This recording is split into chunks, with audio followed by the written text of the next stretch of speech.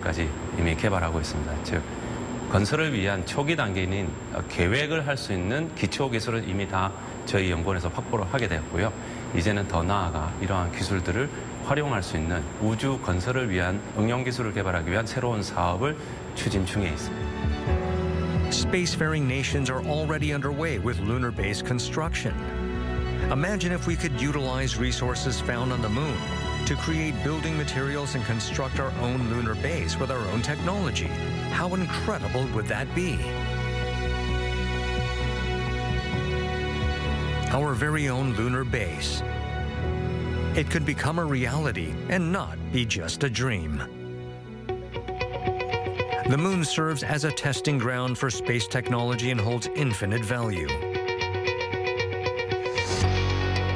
Private companies are also venturing into the space industry.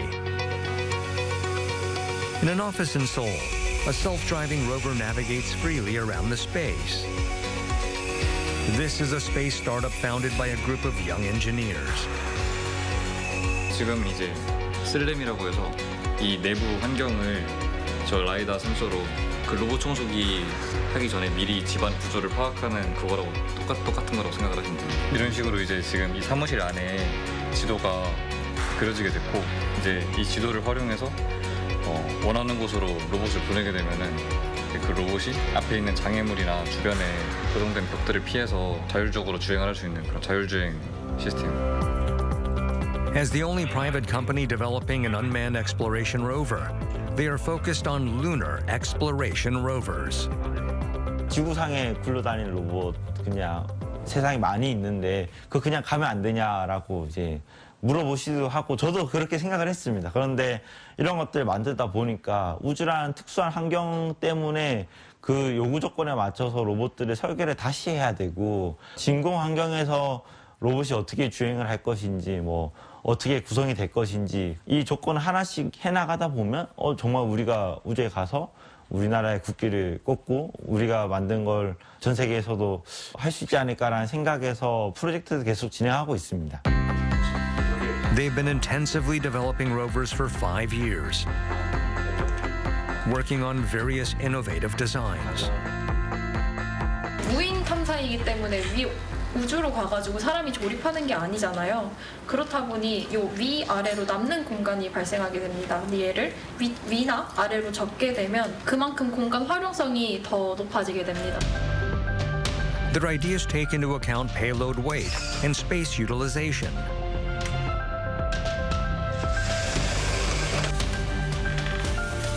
To conduct rover tests, they have set up a 6-meter test area filled with artificial lunar soil. 이런 식으로 지구의 모래와 그리고 달의 모래는 굉장히 다른 특성을 가지고 있습니다. 그중 가장 큰 것은 아주 입자가 곱다는 것인데요. 곱다는 게 태양광 패널에 먼지가 쌓일 뿐만 아니라 기기 장치 내부에도 들어가게 됩니다. 예를 들어 기어나 모터 안에 들어가게 되면 마찰이 굉장히 심해져서 모터가 빨리 수명이 다하게 되는 환경이 만들어질 수 있고 또 그 환경을 저희가 예측하고 분석하기 위해서 레골리스 안에서 작업하고 있습니다.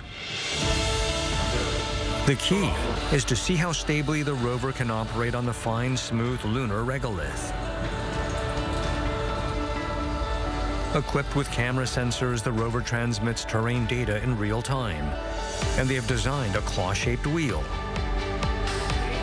This has significantly improved the rover's traction and driving safety.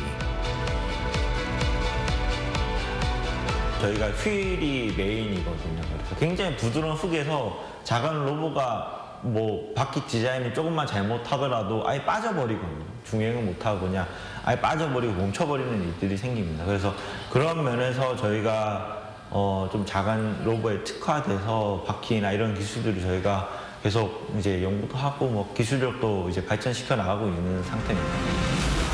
We have designed our own scientific missions and independently developed payloads, marking the beginning of our journey in space exploration. But this is just the beginning. We aim to launch a lunar lander to set foot on the moon directly and have our sights set on Mars as well. 2032년 달 착륙선도 이미 이제 개발은 이제 시작을 했고요. 달 착륙을 해서 우리가 뭘 할 것인가에 대한 임무 연구를 지금 이제 시작했어요. 그리고 2045년 화성 착륙도 기술적으로 그렇게 쉽지는 않을 거예요. 굉장히 노력을 많이 해야 되고 예산 투입도 많이 되어야 할 텐데 지금부터 이제 준비를 하지 않으면 그런 것들은 뭐 자동적으로 저절로 이루어지는 것들이 아니기 때문에 차근차근 이제 준비를 해나가고 있습니다. The moment is approaching when our territory will expand beyond Earth to the Moon and Mars. We cannot move forward into the future without stepping on the Moon. We sure had a late start, and the road ahead is long. But we possess the proven technology and confidence to continue our journey. 더 먼 미래에 더 먼 우주를 갈 수 있는 어떻게 보면 확인 도장을 받았다고 생각이 들어요. 앞으로 더 가까이 있는 화성에 갈 수도 있을 것이고 화성을 넘어서 다른 또 먼 우주로 또 여행을 떠날 수 있을 거라고 생각이 들어요. 단위를 하면서 많은 문제들이 생겼었고 그 문제들을 해결했던 어떤 경험들은 새로운 걸 했을 때 그때도 해낼 수 있다는 어떤 자신감이 생기지 않을까? 사람이 갈 수 있는 영역을 확장하고 안 가본 데를 가려고 노력하고 그 솔루션을 찾고 그걸 발견하는 일은 위대한 일인 것 같아요. 인류가 달을 벗어나서 화성도 가고 우주로 뻗어나가기 때문에 우리나라도 우주로 나갈 수 있는 모든 제반 기술을 모두 갖추는 거 이제 그걸 어떻게 활용할지는 이제 그 다음 얘기고 지금 시점에서 우리는 그냥 묻지 말고 달로 가는 기술, 우주로 가는 기술, 거기에서 뭔가를 할 수 있는 기술들을 우리가 완벽하게 구축하는 게 굉장히 중요하다고 생각합니다. The universe, which once felt so distant beyond the night sky, is now coming closer to us. The sea of tranquility, infinite possibilities and future we discover on the moon. If we continue to take one step at a time without stopping, even more futures will become possible. This is why we are going, and must go, to the moon. K-drama, the charm of Korea that captivates the world. Love like a K-drama.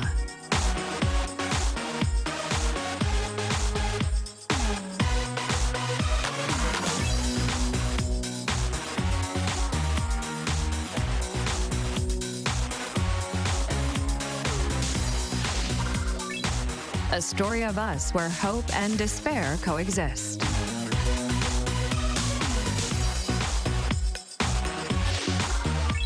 Fun and refreshingly satisfying.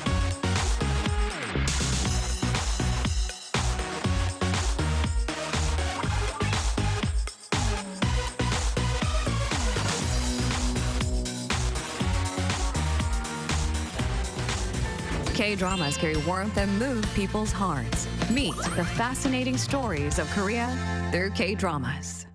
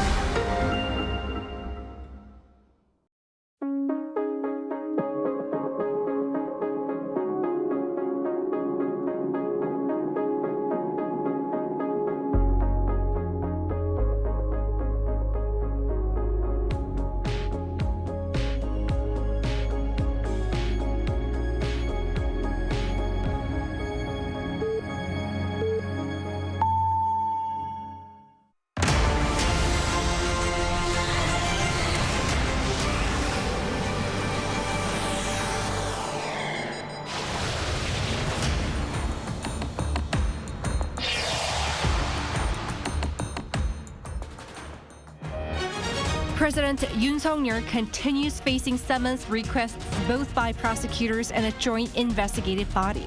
The investigation team attempted to raid the Presidential Security Service to secure encrypted phone records between the troubled leader and the police chief. As the Constitutional Court gears up for the impeachment trial, it has delivered documents to the president for official notification and is awaiting Yoon's reply. Against this backdrop, the president's legal team says he will assert his position at the court, calling the investigations into him a madness. It's December 17th, 8 p.m. in Seoul. This is Newscenter. Thank you for joining us. I'm Yoon Jung-min. We start with the troubled South Korean leader being served with a fresh summons by prosecutors for questioning on charges of treason. Moon Hae-ryun explains. South Korean prosecutors investigating the December 3rd declaration of martial law have issued a second summons to President Yoon Suk-yeol, urging him to appear for questioning by December 21st. The summons was sent by the prosecution's special investigation team on Monday, but whether or not Yoon will comply is unclear. Last week, the prosecution made a formal request for Yoon to appear for questioning as a suspect on charges of insurrection and abuse of power. But this was declined by the president's legal representatives, who said that his legal team was not finalized. Should he fail to comply with the second summons, prosecutors will analyze his reasons for refusal and consider whether to issue another summons or seek a court-approved arrest warrant to secure his appearance. If he does comply, it would be the first time in South Korean history for a president to appear before prosecutors as a criminal suspect. The Joint Investigation Team, a collaboration between the National Police Agency Special Investigation Team, the Corruption Investigation Office for high-ranking officials, and the Criminal Investigation Command of the Defense Ministry, reported that a summons was sent via express mail to President Yoon's official residence on Tuesday morning. However, it went undelivered as the president refused to accept it and returned the package. It notifies Yoon of a request for him to appear at the CIO located in Kwaton City in Gyeonggi-do Province on Wednesday at 10 a.m. for questioning on accusations of insurrection and abuse of power. A summons also went undelivered the day before after security staff at the presidential office reportedly refused to accept it, giving the suspension of the president's duties as the reason, and the staff at his official residence refused to cooperate. The team attempted to conduct further raids of the President's Security Service Center on Tuesday, as reports indicated that the center's server contains encrypted records of phone calls between President Yoon and the National Police Agency Commissioner General on the day of the martial law declaration. Investigators obtained only a portion of materials through voluntary submission in a raid last week. With President Yoon hit with a summons from both the prosecution and the CIO, eyes are on which agency will get to investigate the sitting president. Some expect that Yoon would favor being questioned by prosecutors, having spent nearly 30 years as a prosecutor and even served as the prosecutor general. Others believe Yoon should be questioned by the CIO rather than face former subordinates from during his time at the prosecutor's office. The prosecution and police continue to pursue key figures involved in the martial law declaration. Former Defense Minister Kim Yong-hyun refused to appear for questioning, and attempts to forcibly bring him in failed, prompting the prosecution to extend the deadline for his detention by 11 days to the 28th. Former Special Warfare Commander Kwak Jong-un was arrested Monday, while an arrest warrant has been issued for Capital Defense Commander Lee Jin-woo. Suspended Army Chief of Staff General Park An-soo, who was named the martial law commander, was arrested on Tuesday after he reportedly decided to waive his pre-trial defense hearing, leaving the court to decide on his arrest based on submitted evidence. Police have also applied for an arrest warrant for former Commander Do Sang-won of the Defense Intelligence Command under charges of insurrection. Moon Hae-ryun, Arirang News. As the Constitutional Court undertakes the impeachment trial of President Yoon, it now asks him to respond to notification that is sent earlier, which the president seems yet to have received. Kim Do-yeon reports. The delivery of documents by the Constitutional Court to President Yoon Suk-yeol has been made, but the confirmation of receipt is yet to be sent by President Yoon's legal team. This, according to the Constitutional Court on Tuesday, with the Speaker of the National Assembly, the Chair of the Parliamentary, Legislative and Judiciary Committee, and the Justice Minister confirming their receipt. Yesterday, on December 16th, notifications regarding the filing of the impeachment adjudication request, the request for a written response and opinion, the decision to refer the case to preparatory proceedings, as well as notices of preparatory proceeding dates and attendance requirements were all sent out. The president is currently in the process of being served. According to the rules, the president's legal team has 7 days to answer the documents, which were delivered via mailman, express mail, and an electronic system. But with the receipt of the initial documents not confirmed by the legal team, this could delay the proceedings at the court because President Yoon's team could claim that it didn't receive anything. Currently, a preparatory hearing has been scheduled for December 27th, but this is also in jeopardy of being pushed back. In the meantime, the court does not plan to broadcast the hearings live, according to the spokesperson.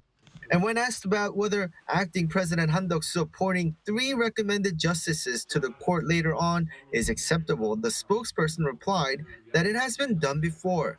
After former President Park Geun-hye was impeached, then acting President Hwang Kyo-ahn appointed justices to the Constitutional Court.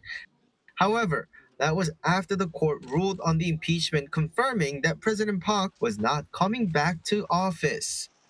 Kim Do-yeon, Arirang News. In the meantime, the president's legal team says Yoon will attend public hearings in court to assert his position. The team refuted the serious charges brought against the president. Yoon has more. President Yoon Suk-yeol will attend any public hearings for his impeachment review at the Constitutional Court, although his attendance is not mandatory. That is according to his lawyer, Seok Dong-yeon, on Tuesday, who said the president will confidently present his position in court if public hearings are scheduled, emphasizing that Yoon did not commit insurrection. Lawyer Seok, who is involved in the selection of Yoon's legal team, told reporters that from a legal perspective, the president is not concerned about insurrection charges, but because of the investigations, he will respond, likely to the trial phase. The lawyer emphasized that an insurrection is an action that is used to seize power, but a president is already in power. Therefore, the charges don't hold up legally. He stated that the focus should be on the opposition party's mismanagement of national affairs and violations of the Constitution. Lawyer Seok also outlined a 3-way approach to the legal response: the investigation, the impeachment trial, and the court proceedings. Additionally, he clarified that the defense teams for the insurrection investigation and the impeachment trial will be separate, as they're fundamentally different. Meanwhile, no additional comments were made regarding whether the president will attend for the prosecutor's summons over allegations of insurrection and abuse of power. He also emphasized the need for coordination between the various investigative agencies regarding the issue of attendance, noting that a statement will be made in the coming days once these matters are reviewed and finalized. Yoon, Arirang News. Ruling and opposition parties are engaged in a fresh war of words over prospects of filling constitutional court vacancies ahead of the court's ruling on the president's impeachment trial. Our political correspondent Shin Ha-young explains. Bipartisan tensions are escalating over the appointment of 3 vacant Constitutional Court justices for President Yoon Suk-yeol's impeachment trial. The disagreement focuses on whether acting President Han Duck-soo can make the appointments while President Yoon's duties are suspended following the passage of the impeachment motion. Ruling People Power Party acting chairman and floor leader Kwon Sung-dong argued on Tuesday that currently appointing Constitutional Court justices is beyond the authority of an acting president. The acting president can appoint Constitutional Court justices when the presidency is vacant, but not when the president's duties are suspended. However, main opposition Democratic Party floor leader Park Chan-dae emphasized that Yoon's impeachment trial should proceed under a 9-member constitutional court. Park countered Kwon's remarks, saying there was no issue with the acting president making appointments as the assembly recommends the justices and the acting president only approves them. Claiming that an acting president can't make appointments during the president's suspensions is mere wordplay. The PPP should stop delaying procedures and quickly agree to set a date for the confirmation hearings. The National Assembly Speaker and floor leaders of the rival parties met Tuesday afternoon to discuss the matter, but failed to reach an agreement, with Kwon and Park only reaffirming their differences. The court currently has only 6 justices, with 3 vacancies unfilled since October due to a failure by the rival parties to agree on appointments.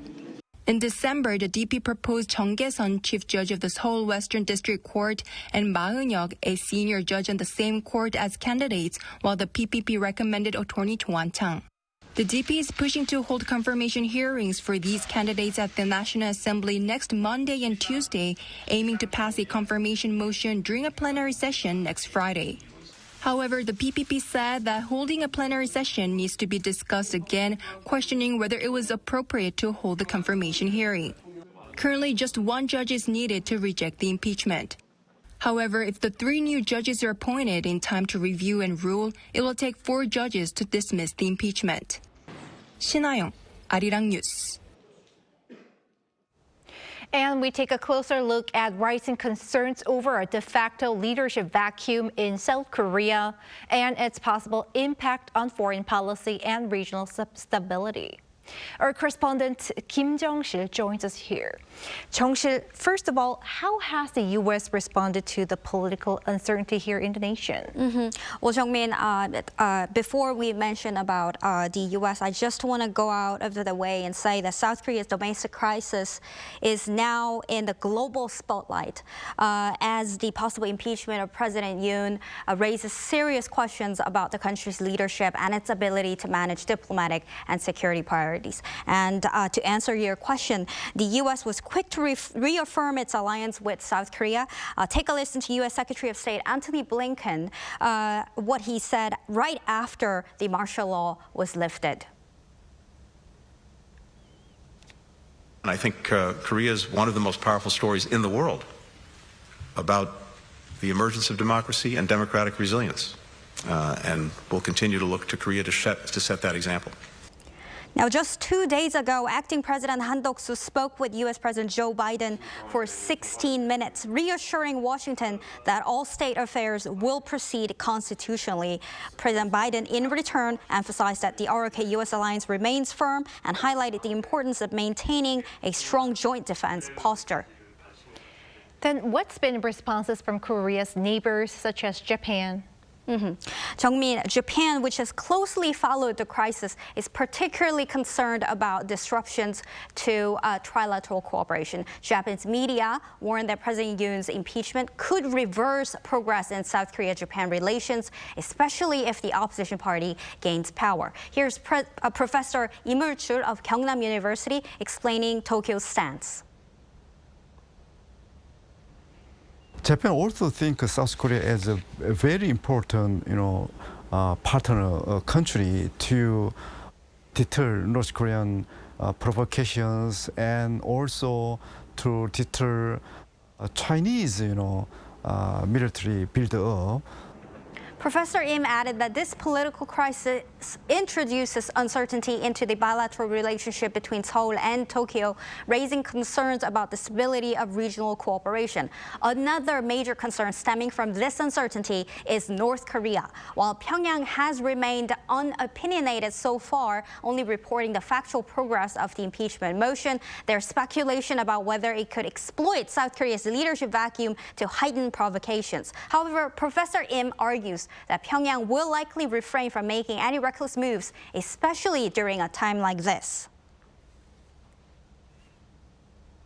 Under this kind of political crisis, the United States and South Korean militaries are likely to respond more forcefully to North Korea's, any military move. That said, South Korea's government has faced growing domestic scrutiny, with ministers being questioned about their whereabouts and stance on the night martial law was declared. In response to rising tensions, the government is also taking steps to de-escalate the situation on the Korean peninsula, just in case. Unification Minister Kim Yong-ho recently revealed that the ministry requested civic groups to take a cautious approach in sending anti-North Korean leaflets. A ministry official explained to reporters this morning that the decision was made to address public safety concerns amid heightened sensitivities. Now, Jung-sil, perhaps this political turmoil couldn't have come at a more sensitive time. What does this all mean ahead of the power transition in the U.S.? Jung-min, looking ahead to January, experts are urging South Korea to really better prepare for U.S. President Trump. Professor Park Won-gon of Ewha Women's University highlights Trump's transactional diplomacy and leader-to-leader approach, which could present challenges during South Korea's transitional period. Take a listen. Trump, and he's always thinking about all the relationship, especially with the allies and friendly countries, in a transactional way. So I don't think he considered the current South Korean government as a responsible partner, and he definitely will wait until they settle down. Professor Park also stressed the need for South Korea to establish a comprehensive, united approach to deal with the U.S. during this critical period. 6 months is the most important month because all those the whole 6 months, Trump would decide his foreign policy, and he will appoint important positions and then setting down all this agenda. Professor Park emphasized the need for unity across South Korean society, the people, academia, the government, and the opposition to overcome these challenges and prove to the international community that the country is back on track and credible. At the same time, countries with strategic interests in the Korean peninsula, like China and Russia, are closely watching how South Korea handles this crisis. Experts believe both nations will take a reserved yet cautious approach, adjusting their positions accordingly. The coming weeks will be pivotal, and South Korea must adopt wise and decisive measures to navigate domestic uncertainties while maintaining its role as a stable and reliable partner on the global stage. We are going to have to monitor how South Korea navigates all this political and security crossroads. Thank you, Jung-sil, for the updates.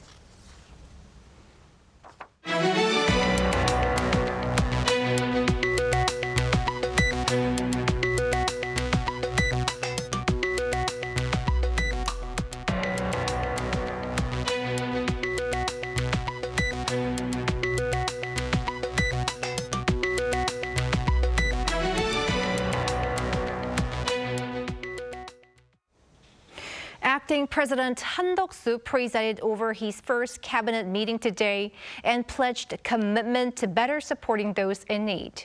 Meanwhile, the decision on a set of contentious bills has been postponed. Oh Soo-young has more. Acting President and Prime Minister Han Duck-soo is pledging all governmental efforts towards reviving the local economy as he called for a swift budgetary execution for the new year. This came on Tuesday during Han's first cabinet meeting following the suspension of President Yoon Suk-yeol's executive powers, noting that while the country's broader financial and foreign exchange markets have been stabilizing gradually, small businesses and the self-employed are continuing to struggle. He called on the Finance Ministry to quickly complete its budgetary allocation so that next year's finances can be executed on the first day of the new year. He requested all available resources, including national finances, public institutions, and private investments, to be directed towards execution in the first half of 2025. In particular, I urge that special attention be given to the swift execution of budgets aimed at easing the livelihood burdens of working people, protecting vulnerable groups, supporting small businesses, and fostering advanced industries to invigorate the economy for South Korea's future. He also asked relevant ministries to prepare effective measures for the 2025 economic policy direction and to actively heed the voices of small firms. Han further said the National Assembly should ensure the swift passage of laws directly related to business investment, such as special acts on nurturing the semiconductor industry and artificial intelligence. Amid concerns that the country's leadership in limbo would constrain its diplomatic outreach, the acting president also placed emphasis on South Korea's foreign relations. Han said he assured US President Joe Biden that South Korea would continue to strengthen the bilateral alliance and that the country's governance will adhere to laws and the constitution. The two leaders held a phone call on Sunday, less than 12 hours after Han assumed duties as the interim head of state. Biden reportedly praised the resilience of Korean democracy, affirming that the solid South Korea-US alliance remains unchanged. The acting president did not introduce a motion to veto a series of bills put forward by the opposition-held parliament, including the Grain Management Act, but is expected to do so later this week in a special cabinet session. Han is aiming to promote better relations between parliament and both the ruling and opposition parties in order to stabilize the state of national affairs. Oh Soo-young, Arirang News. South Korea has blacklisted more North Korean as well as Russian individuals and institutions that have violated numerous UN Security Council resolutions. Our Foreign Affairs correspondent Bae Eun-ji has the details. 3 North Korean military officials and 1 missile developer believed to have been deployed to Russia in support of the Ukraine war have been newly added to South Korea's list of sanctions against North Korea. They include Kim Yong-bok, Deputy Chief of the General Staff of the Korean People's Army, and Shin Kim-chul, Director of its Operations Bureau. 7 other Russian individuals and 15 entities, mostly Russian, were also put on the list. Our government has imposed sanctions on 11 individuals and 15 entities involved in procuring funds and materials for North Korea's nuclear and missile programs and military cooperation between Russia and North Korea, which is a violation of multiple UN Security Council resolutions. Also on Tuesday, the foreign ministers of 10 countries, including South Korea, the US, and Japan, as well as the High Representative of the European Union, issued a joint statement, saying that they condemn military cooperation between Pyongyang and Moscow in the strongest possible terms. The top diplomats reaffirmed their commitment to supporting Ukraine while urging Russia to immediately end its war of aggression. Meanwhile, the White House has confirmed that a number of North Korean troops deployed to assist Russia's war efforts have been killed in action. The U.S. National Security Council spokesperson on Monday said it now believes North Korean troops are on the front lines of the war and that they're actively engaged in combat operations, but did not say the actual number of North Korean casualties. But we do believe that they have suffered some significant losses, killed and wounded. But it's difficult for me to put an actual number on it. I would say certainly in the realm of dozens, several dozens. The comments come as Ukraine's intelligence officials have said around 30 North Korean soldiers were killed or wounded so far during a battle with the Ukrainian forces over the weekend. Bae Eun-ji, Arirang News.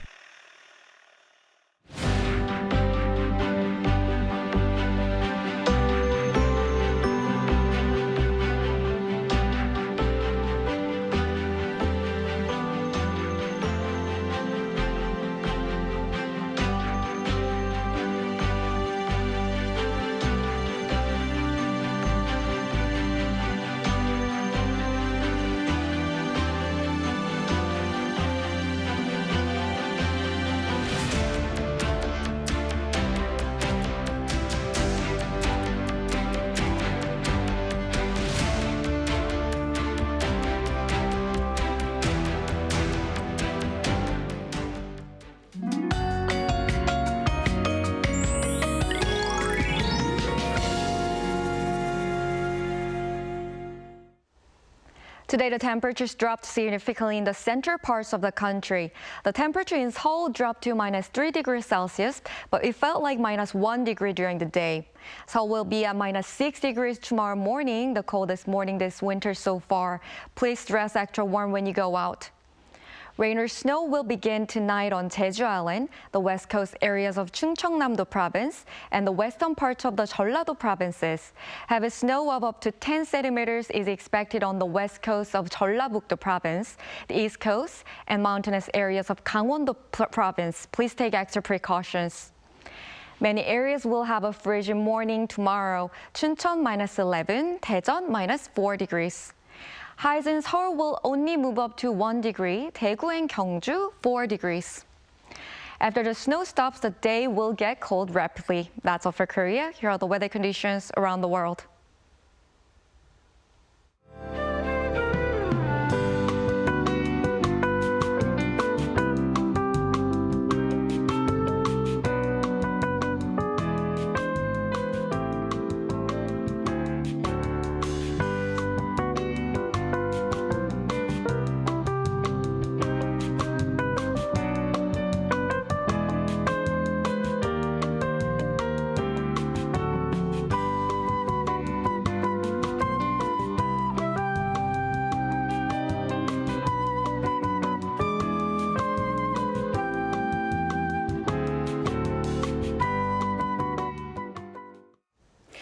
That is Newscenter for tonight.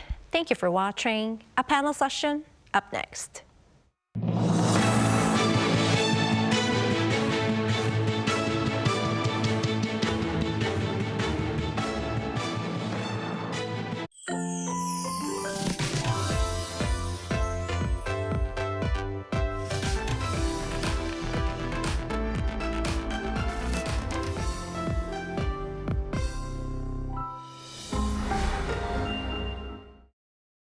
How to survive in Korea.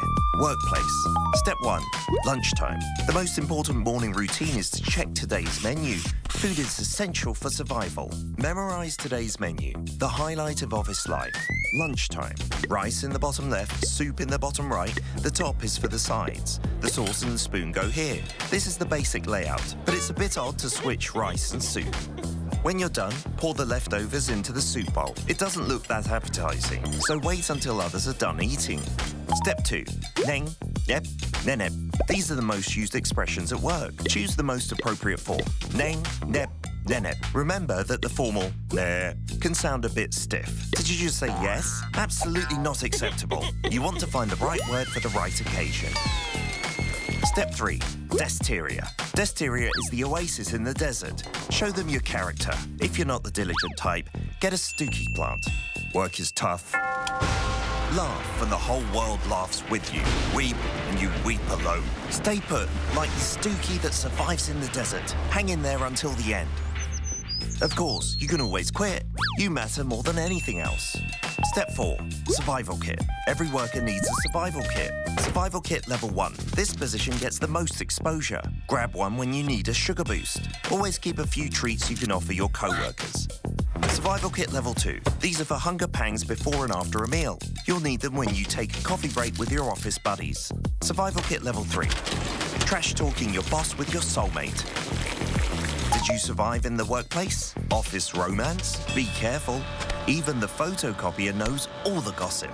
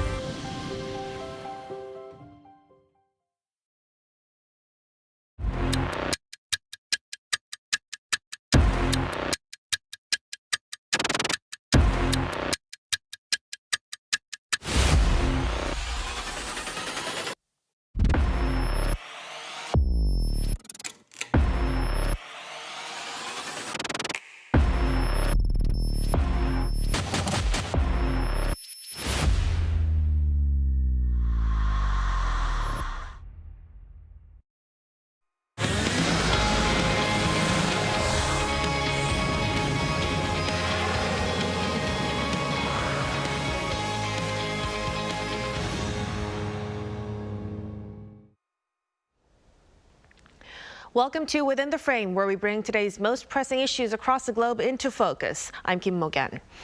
As South Korea grapples with political turmoil following President Yoon Suk-yeol's impeachment after a brief declaration of martial law, the country faces growing uncertainty both at home and abroad. In a bid to reassure foreign partners, the Seoul Foreign Ministry has sent diplomatic letters to all overseas missions, affirming that diplomatic efforts will proceed under the acting leadership of Prime Minister Han Duck-soo. Also, in an unprecedented move, both the Foreign and Finance Ministries are scheduled to hold a joint press briefing for foreign correspondents on Wednesday to address mounting concerns over the nation's political stability. With South Korea's foreign policy and international relations at a crossroads, experts weigh in on how this crisis could reshape the country's diplomatic priorities, affect key alliances with Japan and China, and impact its long-term global standing. For a deeper discussion on this, we invite Mason Rishi, Professor of International Politics at Hankuk University of Foreign Studies. Welcome, Professor. Thanks for having me. And also joining us is Han-na Kim, Assistant Professor at Seoul University GSIS. Great to have you with us. Thanks for having me. So let's start with Professor Kim. So how could the current political turmoil in South Korea, the impeachment efforts and President Yoon's brief martial law declaration influence the country's foreign policy priorities?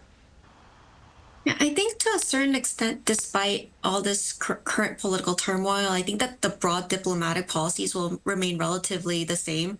South Korea will continue to work to strengthen the U.S.-ROK alliance to counter North Korea's nuclear threats. And President Biden recently also spoke with acting President Han Duck-soo to reaffirm his strong commitment to the alliance as well.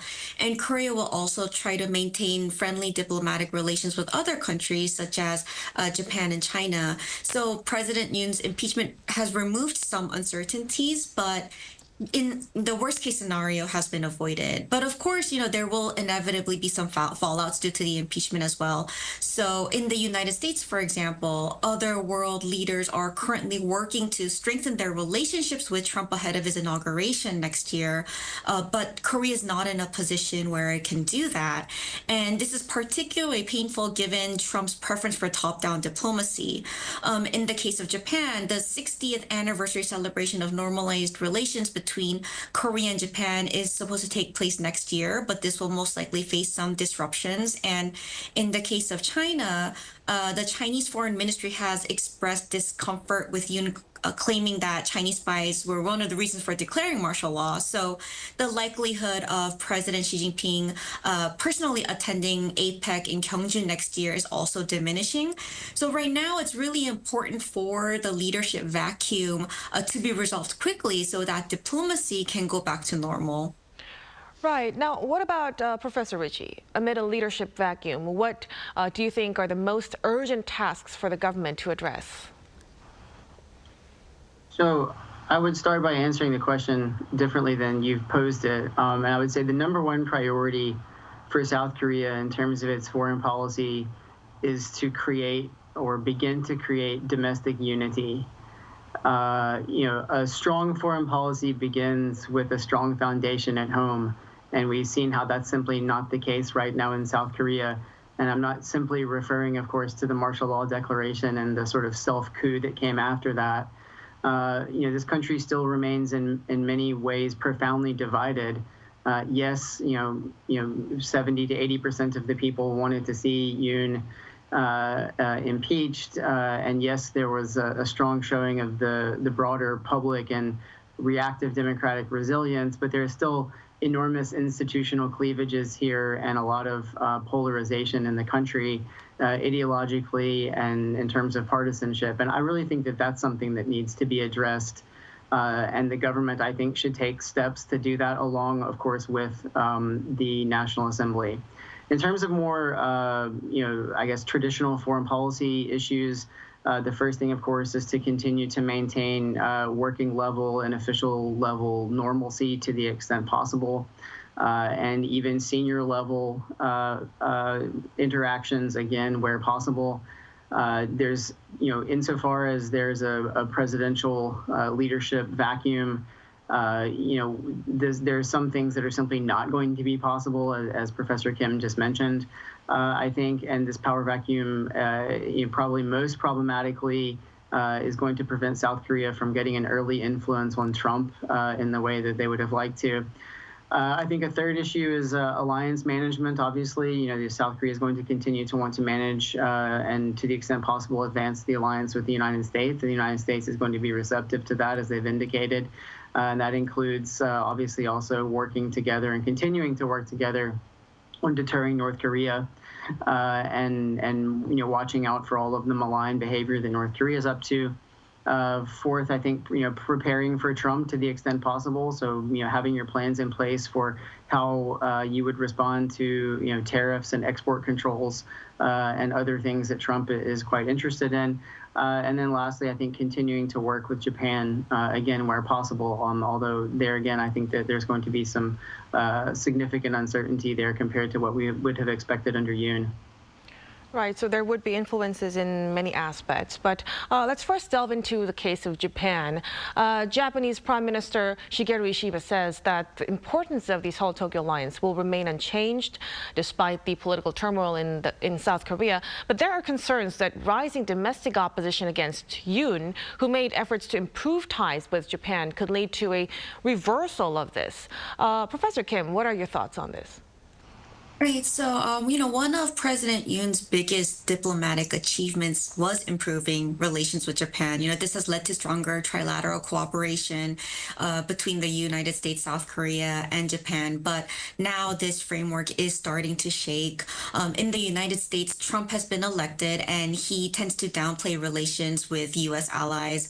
In Japan, Prime Minister Ishiba's domestic political standing isn't very solid. In fact, it's been shaky from the very beginning. And in Korea, Yoon's conciliatory gestures towards Japan have been criticized for quite some time domestically, and it has been called submissive diplomacy even before his impeachment. So it's going to get even harder, to expect the same level of friendly policies towards Japan under the acting president. In addition to this, and Professor Macy also mentioned this, there's a change in power. If there's a change in power in the next presidential election, historical issues between South Korea and Japan might resurface again, which could lead to increasing tensions. But that being said, I don't think we can completely rule out the possibility that South Korea and Japan, will work together, because it is very likely that the two countries will cooperate and respond, especially if Trump starts making excessive demands towards both countries once he takes office. Right, and now on the security issue, Japan's Asahi Shimbun newspaper warns that the impeachment motion against Yoon could destabilize the crucial U.S., South Korea, and Japan trilateral security framework. Professor Rishi, how could South Korea's political situation influence its relationship with Japan, particularly in terms of regional security and trade dynamics? Sure. So again, I'm completely on board with what Professor Kim just said in terms of the presidential vacuum and how that here plays out in Japan. As we know, Ishiba has canceled a planned visit for here because to some degree he doesn't have a suitable counterpart. Plus, I think he probably wants to give South Korea some time to get its house in order, so to speak, politically. He is weak at home himself, so even within Japan, he faces some criticism for his party's continued outreach to South Korea. So I think that's one part of the equation. The other part of the equation, again, Professor Kim mentioned earlier, and I think this is absolutely correct, is that Yoon had a singular determination to rebuild relations with Japan, both bilaterally and, of course, even more so in a trilateral context with the United States. For all of the terrible things that he did, or that we think that he did at least, I actually think that this was a good idea, and he displayed a remarkable political courage, arguably political foolishness, depending on if you looked at how popular this was. in his single-minded effort to do that and to not be deterred by what popular opinion might have held about this outreach to Tokyo. That's going to be missing. Even if the next president is a conservative, that determination probably won't be there as much. It won't be there under Han Duck-soo, who can't make the types of grand gestures and risky political moves that a president can, simply because he doesn't have the domestic legitimacy to do so. So I think that's another thing that's important. And then the last few things I would say is, obviously, one of the things that has pushed those, Tokyo-Seoul relations forward has been the United States under Biden, who have made this really a priority. And now with Trump coming in, it's unclear to what extent they're going to push this forward, but probably not as much as Biden has. So that aspect will be missing as well. And then, of course, looking over the horizon, we might end up within the next 6 months or so with a President Lee Jae-myung. And the Democratic Party here, and especially Lee Jae-myung, are simply antithetical to Japan in a lot of ways. In fact, the first articles of impeachment that they drafted actually included language in there about the problems of Yoon's diplomatic outreach to Japan. If that type of language can make it into the articles of impeachment, they were stripped out in the second version, but if they can make it into that first articles of impeachment, that clearly indicates where the DP and Lee Jae-myung is on this. And so if he becomes president, then I think that you're clearly looking at a very, very rocky relationship between Tokyo and Seoul. Right. Then could you elaborate more on, the specific challenges and opportunities that the two countries could face under the incoming Trump administration? Sure. So as I said, again, not having Yoon's determination to push this forward is already a loss in terms of the relationship with Tokyo. Even if you were to have a conservative, with full presidential legitimacy come into play, Yoon was more than willing to simply overlook problems that happened in terms of historical anniversaries, right, which typically bring up all kinds of sensitive historical issues in South Korea, and he was willing to essentially take the political hit for that. Not even another conservative is going to do that, much less the DP. In addition to that, simply domestic politics, right? The Democratic Party here uses Japan as a whipping boy for their own political purposes here, and so again, that's going to be something that's going to change and become more prevalent, because Yoon, at the very least, was willing to let the DP do that and largely factor that into his equation in terms of political popularity. In terms of specific issues that Tokyo and Seoul might face, we don't know what's going to happen with North Korea in 2025. They've been quite calm and largely willing to continue to extract benefits from their new alliance with Moscow, but that might slowly ramp down if and when, especially the Ukraine war begins to grind to a halt, as Trump has indicated that he's going to try to force. And that means that North Korea is going to start probably turning his attention back towards malign behavior here in the region. And the Seoul-Tokyo-U.S. trilateral relationship has focused on intelligence sharing, missile defense, other defense and deterrence coordination, and that part might not be as strong, both under Han Duck-soo and potentially, of course, under Lee Jae-myung. And then, of course, trade issues, as Professor Kim just mentioned. Ideally, if the Trump administration were to put excessive pressure on Seoul and Tokyo in the realm of trade and export controls and other areas like that, you would ideally like to have Seoul and Tokyo be on the same page, and it's less clear that that would be the case either under a caretaker government like Han Duck-soo or certainly under a government with under Lee Jae-myung. Right. Now let's also move on to the topic of China. President Yoon has defended his brief declaration of martial law, saying it was necessary because opposition parties blocked changes to anti-espionage laws. He then pointed to two incidents where Chinese nationals filmed South Korea's military sites and the intelligence agency, which has angered China. Professor Kim, how do you assess the impact of such statements by Yoon on international relations? And so usually, even if such things actually happen, they're typically handled very quietly and rather than being discussed so publicly. So President Yoon's statement was quite unusual, and China has officially expressed its discontent and pleasure regarding this. But at the same time, it's possible that the impact of this statement will be relatively limited. China does, to a certain extent, value its friendly relationship with South Korea and wants to expand cooperation. Also, Lee Jae-myung, holds relatively friendlier views towards China, more so than Japan, as Professor Richie mentioned also. And, right now, Lee Jae-myung is currently the front runner of the next presidency. And so it's very unlikely that China will keep criticizing the statement from an already impeached president. But instead, it's very likely that China will continue to watch Korea's domestic politics very closely and carefully while looking for opportunities to improve relations with Korea. Right, especially with Trump administration coming in. Now, the impeachment has delayed key diplomatic appointments, including the planned departure of Ambassador Chung Jae-ho and the anticipated appointment of Kim Dae-gi as a new ambassador to China. With Yoon's duties suspended as of now, these appointments are in jeopardy, raising concerns about the gap in diplomatic communication between the two countries. Now, excuse me. So what are your thoughts on this, Professor Kim? Yeah, I think once acting President Han Duck-soo actually starts his duties, the replacement of the Chinese ambassador will proceed relatively smoothly. Given that Kim Dae-gi was one of President Yoon's closest aides, there's been a bit of uncertainty about whether or not he really will be sent as the ambassador to China. But still, Kim Dae-gi has already received an agreement from China. And if the acting president doesn't appoint him as ambassador after he has already received this agreement, it could be seen as a diplomatic discourtesy. So it's true that there has been some temporary disruptions in diplomatic communications through ambassadors, but at the working level, communications are still continuing without significant problems. Of course, we might really feel the impact of the impeachment if major issues come up that require discussions at the leadership level.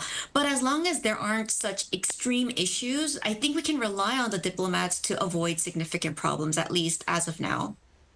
Right. And Professor Richie, how might the current political instability affect South Korea's foreign trade policy with China, its major economic partner? Yeah, there are a number of ways, of course, but just to sort of pick on one or two, if U.S. pressure on China has knock-on effects on South Korea, then you would want, legitimate presidential leadership at the highest level to be able to try to intervene for South Korea's economic interests. And so just to give you one example, if the Trump administration, for instance, were to put tariffs on Chinese products the way that he has indicated that he would, then that could have knock-on effects on South Korea's industries who export intermediary goods to China for final value added before they are shipped off to other places, including to the United States. And so, if that's a blanket set of tariffs, that would, require one set of responses from South Korea. If it's, more targeted on certain sets of industries, then obviously, South Korea would want to the extent possible, negotiate a deal with the Trump administration where it would, be relatively favorably treated in this type of situation. You could also imagine coming the other direction, that there could be, rules and regulations put in place on the amount of Chinese intermediary goods that would end up in South Korean finished products that would be sent to the United States, and that those might therefore come under a higher tariff than they would otherwise. And that's just talking about tariffs. That's not talking about export controls and all of the other issues that are involved. So, really I think the primary place where we're expecting to see friction between the U.S. and China is going to be in the economic sphere, and that will probably have some knock-on effects on South Korea. And having a president who has President Trump's ear would clearly be an advantage, and that's not going to be Han Duck-soo. Right. So let's circle back our discussion to Trump and the Seoul-U.S. alliance. Trump, when President Park Geun-hye got impeached, hesitated to engage in discussions with an acting president. And 8 years on, with another impeachment process ongoing in South Korea, he's expected to deal with South Korea's prime minister as he takes office in January. Professor Rishi, how do you think the situation would affect Seoul-Washington ties moving forward? Yeah, so I expect that South Korea will be somewhat deprioritized, and I actually think that South Korea was probably not going to be enormously important in the White House in the first months anyway. I think that the Trump administration is going to be focused a lot on domestic issues, on Trump's quixotic attempt to try to root out what he calls the deep state. The changes through this government efficiency quango that they seem to set up with Elon Musk and Vivek Ramaswamy. Trump's revenge tour, the lawfare that goes along with that, confirmation, all of these things, they're going to eat up a lot of the White House's time. And I think that was going to be the case anyway. So, in some sense, South Korea is likely to be even more deprioritized than it probably would have been anyway. I think that the downside is that, South Korea may miss some opportunities to influence Trump in an early phase, even, of course, before his inauguration and, of course, in the first months afterwards. And, it may have some trouble defending its interests if the Trump administration comes out of the gate with some policies and some ideas that are negative for South Korea. Not having a president who can get on the phone and get in touch with someone in the Oval Office right away probably makes it a little bit more difficult for South Korea to advance its interests. We know, for instance, that Trump talked about, shipbuilding. To what extent is the cooperation on shipbuilding between the U.S. and South Korea perhaps going to come under threat because there's not a president here to push that forward? I'm actually not an expert on that, so I can't tell you, but that might be a missed opportunity. It may also, in some cases, perhaps allow South Korea to be a little bit off the radar. And depending on how aggressive the Trump administration comes out swinging in terms of trying to stick it to its allies and partners and adversaries in terms of trade deficits and things like that, maybe South Korea won't be first up in line to receive the stick. So there could be possibly some upside, but I think the inability to influence Trump or the reduced ability to influence Trump in the first months is probably going to be the biggest problem. Right, especially since it's not clear whether South Korea's new leadership would have different or same directions with the current ones. Now, given the ongoing volatility and the time needed for the impeachment process, what kind of strategic adjustments could South Korea make to maintain stability in its relationships with these regional powers, Professor Kim?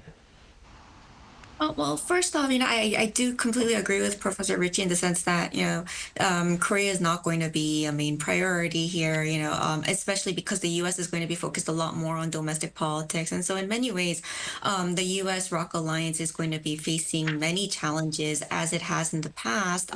But at the same time, the U.S. ROC alliance has remained so strong for the last 70 years. So I think that it will still continue to remain strong, despite a lot of these challenges that it has experienced. But, there is a possibility that in the context with the U.S. ROC alliance, Trump will be taking much more of a transactional approach, like demanding higher defense cost sharing from South Korea and whatnot. In terms of working with regional powers, depending on which administration comes into power next, there's a lot of volatility here. So it's very difficult to say for sure.